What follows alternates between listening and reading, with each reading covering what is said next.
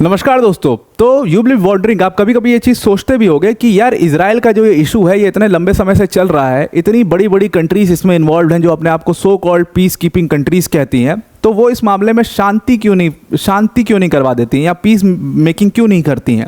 मैंने आपको पहले भी इसके बारे में कुछ चंक्स जो हैं वो ऑलरेडी इस डिस्कशन के ऊपर बताया हुआ है कि एक्चुअल प्रॉब्लम एग्जैक्टली लाई कहाँ करती है। देखो, इस पूरे पीस मेकिंग में प्रॉब्लम ये है कि इसमें कोई भी कंट्री न्यूट्रल नहीं है।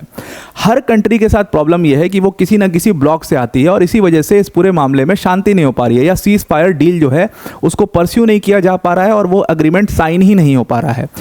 प्रॉब्लम ये भी है कि इसमें बहुत सारी कंट्रीज ऐसी भी हैं जो चाहती ही नहीं है कि पीस एग्रीमेंट साइन हो। अभी अगला जो डिस्कशन हमारी जो अगली 10-15 मिनट में होने वाली है वो हम इसी चीज़ पर करने वाले हैं और कतर की जो सो कॉल्ड हिपोक्रेसी है उसको भी यहाँ पर हम डिटेल में देखेंगे। कतर की सो कॉल्ड हिपोक्रेसी क्यों मैंने कहा है, बिकॉज ये इंडिया का ऑफिशियल स्टेटमेंट नहीं है।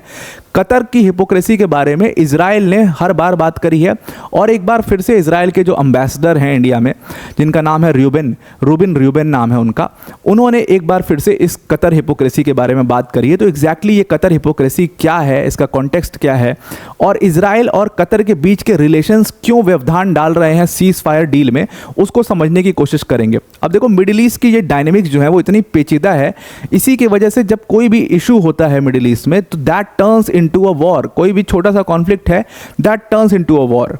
और आपने कई बार ये सुना होगा कि मिडिल ईस्ट के बॉर्डर्स हैं या मिडिल ईस्ट की ये जो पूरी डायनेमिक्स है इसकी वजह से वॉर्स जो है वो वहाँ पर बहुत ज़्यादा है। चाहे वो आप ईरान इराक वॉर की बात करो, इजराइल के वॉर की बात करो, 3 बार इजराइल का वॉर हो चुका है, ईरान इराक वॉर हो चुका है। ये सब क्यों हो रहा है? सीरिया में इतना इशू हो रहा है, इराक में इतना इशू चल रहा है, सिविल वॉर्स की हमेशा सिचुएशन रहती है, यमन जैसे देश डिस्टर्ब रहते हैं। ये सारी प्रॉब्लम्स क्यों रहती हैं मिडिल ईस्ट के अंदर में? वो इन्हीं डायनेमिक्स की वजह से रहती हैं। तो यहाँ पर आपस में जो इंटर रिलेशंस हैं कंट्रीज़ के बीच में वो बहुत ज़्यादा पेचीदा है, उसको समझना बहुत ज़रूरी है। हर कंट्री का स्टैंड जो है ना वो हर 6 महीने में बदलता हुआ आपको नज़र आता है, इस वजह से यहाँ पर एक्चुअल प्रॉब्लम लाई करती है। तो अब इस वीडियो का कॉन्टेक्स्ट क्या है और किस चीज़ के जवाब में कतर की हिपोक्रेसी के बारे में इजरायली एम्बेसडर ने बात करी है उसके ऊपर पहले डिस्कस करेंगे। देखो, सबसे पहले मामला शुरू कहाँ से होता है? थर्सडे को यानी कि कल एक बहुत बड़ा स्टेटमेंट दिया कतर के अमीर अल थानी ने। कतर के अमीर अल थानी, उन्होंने कहा कि जो अभी इस टाइम पर पूरे मिडिल ईस्ट में या वेस्ट एशिया कहें तो ज़्यादा स्पेसिफिक होगा, पूरे वेस्ट एशिया में जो भी प्रॉब्लम चल रही है वो कलेक्टिव जेनोसाइड की चल रही है। और जब वो कलेक्टिव जेनोसाइड की बात कर रहे थे तो आप समझ ही गए होंगे कि वो किसकी बात कर रहे हैं। वो इन्होंने कलेक्टिव जेनोसाइड में इजराइल को रेखांकित किया कि ये इजराइल है जो पूरे इस रीजन में एक कलेक्टिव जेनोसाइड कर रहा है। गाजा स्ट्रिप में हर जगह पर इस एरिया को पूरी तरीके से ऐसा एरिया बना दिया गया है जो कि ह्यूमन हैबिटेशन के लिए अनफिट है। वेस्ट बैंक में भी अब बॉम्बिंग स्टार्ट कर दी, एयर स्ट्राइक स्टार्ट कर दी है इजराइल ने, और लेबनान में भी वही इशू चल रहे हैं। तो Israel Lebanon, Gaza strip, West Bank, इन सारे एरियाज़ को पूरी तरीके से डिस्ट्रॉय कर रहा है और वहाँ पर एक कलेक्टिव जेनोसाइड कर रहा है। ये स्टेटमेंट दिया कतर के अमीर अल थानी ने। अब उनका जैसे ही ये स्टेटमेंट आया तो इजराइल का ऑब्वियसली इसके ऊपर रिटेलिएशन आना निश्चित तौर पर फिक्स था और इजराइल हर चीज़ का रिटेलिएट करता है, इट पेज थिंग्स बैक। तो इजराइल के एम्बेसडर का बेसिकली एक इंटरव्यू हो रहा था। फर्स्ट पोस्ट ने ही इंटरव्यू किया था। फर्स्ट पोस्ट की जो चीफ एडिटर हैं पालकी शर्मा जी, उनके साथ कतर के जो इंडिया के एम्बेसडर हैं, उनका नाम है रूबिन र्यूबेन, वो अपने इंटरव्यू में वो पूरी तरीके से कतर के अमीर के जो रिमार्क्स हैं उसके ऊपर काफ़ी नाराज़ नज़र आए और बार बार उन्होंने कहा कि ये जो कलेक्टिव जेनोसाइड का ठीकरा इन्होंने हमारे सिर पर फोड़ा है, यानी कि इजराइल के सिर पर फोड़ा है। ये ही कतर की हिपोक्रेसी दिखाता है और यही इनकी ड्यूअल फेस जो डिप्लोमेसी है, जो इनकी ड्यूअल फेस फॉरेन पॉलिसी है, उसको भी रेखांकित करता है। अब यहाँ पर आप पूरा मामला समझने की कोशिश करिएगा। इजराइल और कतर के बीच में रिलेशंस में प्रॉब्लम्स क्या है? इजराइल का कहना यह है कि ये कतर तब कहाँ था, तब इस कलेक्टिव जेनोसाइड की बात क्यों नहीं कर रहा था जब हमास ने हमारे ऊपर अटैक किया था। हमास ने पिछले 10 सालों में रिपीटेड कई सारे अटैक किए इजरायली सिटीजन्स के ऊपर, अलग अलग देशों में इजरायली सिटीजन्स के ऊपर अटैक किए। उसके बाद यहाँ पर वो हिस्ट्री की बात करने लगते हैं कि you go back in history, you go back 1000 years back, you go 1400 years back, और फिर वहाँ से आप देखना शुरू करो कि ज्यूज को कितना परसिक्यूट किया गया है with time. Because they were resourceful people. फिर उन्होंने वर्ल्ड वॉर 2 की बात करी कि हिटलर ने कितना ज्यूज को परसिक्यूट किया, कितने ज्यूज़ को मारा, क्यों? क्योंकि दे वर वेरी रिसोर्सफुल पीपल और उनके ऊपर शक था। इस वजह से, सिर्फ इस वजह से ज्यूज़ को हर जगह पर इतना परसिक्यूट किया गया है। और आप किसी भी एक नॉर्मल अरेबियन पर्सन से आज भी बात करिए और सिंपली उससे पूछ लीजिए कि उसका सबसे बड़ा दुश्मन कहाँ है, ही विल, मतलब वो आदमी छूटते बोलेगा कि ज्यूज़ हमारे सबसे बड़े दुश्मन हैं। कि इस तरीके से ब्रेन वॉश किया गया है लोगों का। जो सच है, हिस्टोरिकल सच है, वो लोगों तक पहुंचाया नहीं जाता। और लोगों को हर कंट्री में सबसे पहली चीज़ अगर की जाती है तो अरेबियंस का पहले ब्रेन वॉश किया जाता है कि अगर आपके सबसे बड़े दुश्मन हैं इस पूरे रीजन में तो वो इजराइलीस हैं, वो यूएस के लोग हैं और वो इजराइल के लोग हैं। खैर यूएस तो इस वजह से दुश्मन है उनका क्योंकि वो सपोर्ट करता है इजराइल को, लेकिन ज्यूज़ तो उनके सबसे बड़े दुश्मन हैं। तो ये प्रॉब्लम एक्चुअल में हर अरेबियंस में मिलेगा आपको और उस तरीके से उनका ब्रेन वॉश किया गया है। और इसीलिए इस डायनेमिक्स की वजह से middle east is always in war, ये बात रूबेन का कहना है। और ज्यूज़ को अपनी आइडेंटिटी के लिए लड़ाई लड़नी पड़ी, अदरवाइज इजराइल ने कभी मामले को शुरुआत नहीं करी है। उन्होंने कई सारे इंस्टेंसेस की बात करी। उन्होंने कहा कि आप कोई भी वॉर उठा करके देखो जहां पर इजराइल ने उस वॉर को जीता है, लेकिन आप देखिए कि वो वॉर शुरू कभी इजराइल ने नहीं किया है। जब इजिप्ट स्ट्रांग हुआ तो सीरिया के साथ मिल करके उसने अटैक कर दिया, तो उसका रिटेलिएशन करके फिर हमने वो वॉर जीती। फिर 37 इजराइलीज़ को मार दिया गया। उसके बाद हमने 2006 में लेबनान के ऊपर जो हिजबुल्लाह से वॉर किया था वो उस वजह से किया गया था। तो ये सारी बातें वो रेखांकित करके ये बताने की कोशिश कर रहे थे कि इजराइल कभी शुरू नहीं करता है, लेकिन तब जब दूसरे अटैक करते हैं और इजरायली सिटीजन्स को मारते हैं, जब 37 सिटीजन्स मारे गए, जब 1200 लोग 7 अक्टूबर के दिन मारे गए, उस दिन ऐसा कलेक्टिव जेनोसाइड वाला कोई स्टेटमेंट नहीं आया कतर की तरफ से। लेकिन अभी कलेक्टिव जेनोसाइड का स्टेटमेंट तुरंत कतर की तरफ से आ गया, कतर के अमीर की तरफ से। तब वो कहाँ थे, तब वो स्टेटमेंट क्यों नहीं दे रहे थे? अब यही मेन प्रॉब्लम है इजराइल और कतर के बीच में। अब प्रॉब्लम समझिएगा कि इस पूरे मामले में शांति क्यों नहीं हो पा रही। इस पूरे मामले में शांति इस वजह से नहीं हो पा रही क्योंकि इसमें कोई न्यूट्रल कंट्री नहीं है। अब इस पूरे मामले को पीस कीपिंग के तौर से कौन देख रहा है? कतर और इजिप्ट, 2 कंट्रीज हैं इसमें। कतर से प्रॉब्लम आप समझ ही गए हो। इजराइल को लगता है कि कतर जो है वो बायस्ड है, एक ऑर्गेनाइजेशन, ये हमास जैसी जो ऑर्गेनाइजेशन है उनका हेडक्वार्टर है कतर में, तो उनकी तरफ 100% ये बायस्ड है और इन ऑर्गेनाइजेशंस के थ्रू वो ऐसे भी अपना प्रोपोगेंडा अचीव करने की कोशिश करते हैं। तो इसलिए वो इस पूरे मामले में वो सही आदमी नहीं है कि कतर इस मामले को सुलझाने की बात करें, क्योंकि वो हमेशा इजराइल के अगेंस्ट में बात करेगा और हमास के फेवर में बात करेगा। इस वजह से हमास को इजराइल सीरियसली नहीं लेता और उसकी बात पर वो सीज फायर डील पर नहीं साइन करना चाहता। दूसरा इजिप्ट है इसमें। इजिप्ट को ईरान वगैरह को कन्विक्शन नहीं आता इजिप्ट पर। ईरान वगैरह इजिप्ट को एक वेस्टर्न पपेट की तरह देखते हैं और क्योंकि यहाँ पर कोई न्यूट्रल पार्टनर ना होने की वजह से ये सीज फायर डील कभी साइन ही नहीं हो पाई एग्रीमेंट, और इसी वजह से ये मामला लगातार बढ़ते चला गया और अब तो 3 देश इसमें सीधी तौर पर आपको इन्वॉल्व नजर आ रहे हैं, एटलीस्ट ईरान, इजराइल और आप यूएस को तो कह ही सकते हो कि डायरेक्टली इसमें इन्वॉल्वमेंट है ही। यूएस ने भी क्लियर कट डायरेक्ट इन्वॉल्वमेंट अब कर ही दिया है इस पूरे मैटर में और ये मैटर अब एस्केलेट हो चुका है, काफ़ी बढ़ चुका है, लेबनान तक ये पहुंच चुका है। लेबनान में अभी भी लगातार एयर स्ट्राइक्स चल रही हैं और ये मामला आगे बढ़ते चला जा रहा है। इसीलिए तो बार बार इजराइल ने रिक्वेस्ट किया है इंडिया से, आगे इसी वीडियो में हम बात भी करेंगे कि उन्होंने इंडिया से हमेशा कोशिश करी कि इंडिया एक न्यूट्रल कंट्री है और वो इस मामले को परस्यू करे और इसमें सीज फायर अग्रीमेंट को अगर कोई परस्यू कर सकता है कोई कंट्री तो India is the best country for that.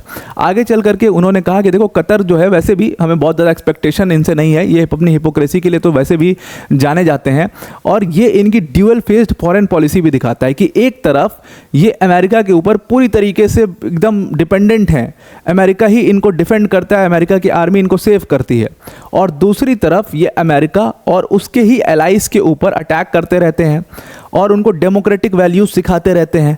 किसके थ्रू? अपने अल जजीरा चैनल के थ्रू। अब ये दूसरी प्रॉब्लम जो है ना इजराइल को सबसे ज़्यादा कतर से, वो ये अल जजीरा है। अब व्हाट इज़ दिस अल जजीरा? इसका नाम आपने ऑलरेडी सुन रखा होगा। अल जजीरा एक मीडिया आउटलेट है that is based in Qatar और इस मीडिया आउटलेट पर इजराइल हमेशा ऐसे आरोप लगाता रहा, खैर बहुत सारी कंट्रीज ने ऐसे आरोप लगाए हैं कि ये बायस्ड है पूरी तरीके से, ये सिर्फ one side of the picture दिखाते हैं।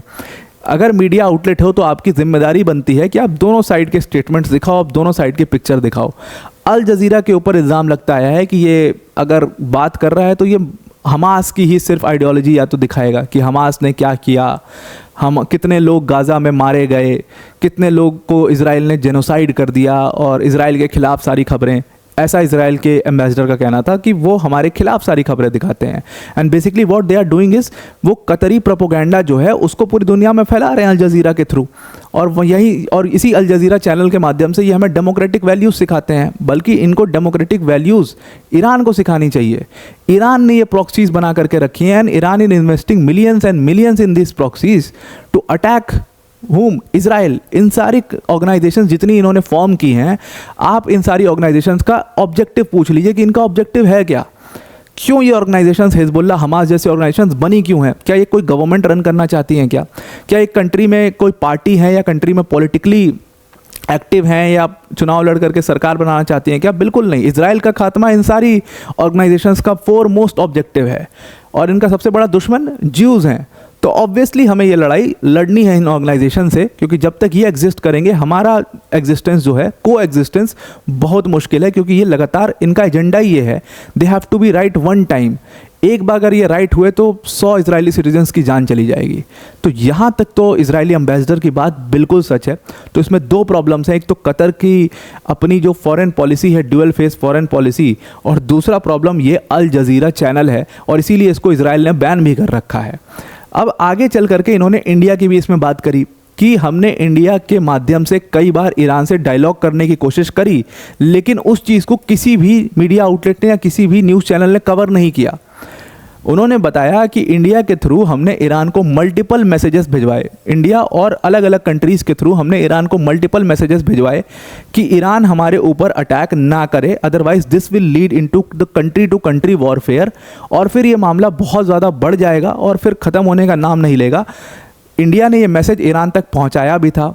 इंडिया के जो ऑफिशियल्स थे उन्होंने ईरान से ऑफिशियली बात करी थी इस चीज़ के ऊपर, और ये खबरें आई भी थी कि इंडिया ने बात करी है ईरान से इस पूरे मामले में को डीएस्केलेट करने के लिए। वो इजरायली रिक्वेस्ट पर ही करी थी कि आप इस मामले को सुलझवाने की कोशिश करो, कंट्री टू कंट्री वॉरफेयर नहीं होना चाहिए, इन ऑर्गेनाइजेशन से हमारी लड़ाई है, ईरान से हमारी कोई लड़ाई नहीं है। अगर ईरान इनको सपोर्ट करता रहा तो फिर ईरान हमारे लिए प्रॉब्लम है। ये बात इंडिया ने ईरान को बहुत बार समझाई थी, और जब ईरानियन कॉन्सुलेट पर हमला हुआ था सीरिया के अंदर में, उस टाइम पर भी ईरान को रिक्वेस्ट किया गया था कि आप इजराइल की टेरिटरी पर अटैक मत करो, otherwise this will lead into two country warfare, और फिर पूरा एरिया जो है वो वॉर में चला जाएगा। लेकिन ईरान ने फिर भी उसके बाद रिटेलिएट किया था। हालांकि सारी मिसाइल, सारे ड्रोन्स इंटरसेप्ट कर लिए गए थे, उसका कोई बहुत बड़ा इम्पैक्ट नहीं हुआ, और बहुत अच्छा हुआ कि उसका कोई बहुत बड़ा इम्पैक्ट नहीं हुआ। अगर बहुत बड़ा इम्पैक्ट होता तो फिर तो उसका बदला लेने यूएस, इजराइल, ये सारी कंट्रीज उतर जाती और मामला और ज़्यादा बुरा हो जाता, बढ़ जाता। लेकिन क्योंकि यूएस ने पहले ही अपनी वार्निंग दे दी थी और इजराइल का अपना भी इंटेलिजेंस काफ़ी स्ट्रांग है, उनको पहले आइडिया लग चुका था कि कितना मतलब बड़ा ये अटैक होगा और किस तरीके से इसको सेव करना है। The only time Israeli intelligence field, one time Israeli intelligence field was on the 7 अक्टूबर, और उस दिन आप देखो कितना बड़ा ये अटैक हुआ। तो ये समझना बहुत ज़रूरी है, इंडिया यहाँ पर एक बहुत बड़ा रोल प्ले कर सकता है। ये इजराइल के एम्बेसडर का भी कहना है, वो भी इस चीज़ को मानते हैं। फिर उन्होंने आगे चल करके बोला कि अब आप पूरी हिस्ट्री की बात हम कर चुके, हमने सारे इंसिडेंट्स की बात कर लिया, अब आप बताओ कि इजराइल ने हमेशा इस पूरे मामले में शुरुआत की है या रिटेलिएट किया है। बल्कि इजराइल का रिटेलिएशन को आप अटैक दिखा देते हो, आप उसको अटैक करके लिखते हो, लेकिन एक्चुअल में वो इजराइल का रिटेलिएशन होता है। और जब हर अरेबियन एक ज्यू को यानी या एक इजरायली को आप कह लो फॉर इंस्टेंस, तो एक इजरायली को अपना दुश्मन मानता है, तो फिर ये हमारा राइट है कि हम खुद को डिफेंड करें, और वही काम हम कर रहे हैं। अगर हम खुद को डिफेंड नहीं करेंगे तो कॉन्सिक्वेंसेस क्या होंगे इजराइल के ऊपर, वो बात सब लोग जानते हैं। इजराइल को बहुत बड़े बड़े अटैक्स फेस करने पड़ेंगे, और हर साल कुछ ना कुछ इजरायली सिटीजन्स किसी ना किसी देश में मारे जाते हैं। तो उनको सेव करने के लिए तब ह्यूमैनिटेरियन लॉ कहाँ जाता है, तब इंटरनेशनल लॉ क्यों नहीं काम करते?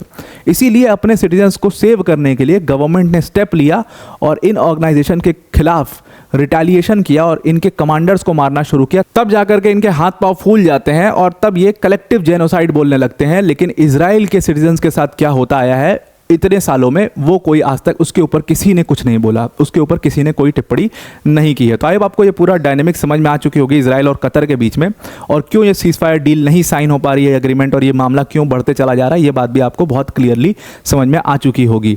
तो अब आपको ये पूरा आर्टिकल समझ में आ गया। वीडियो को एंड करने से पहले अनअकैडमी टीम की तरफ से एक बहुत बड़ी अनाउंसमेंट है।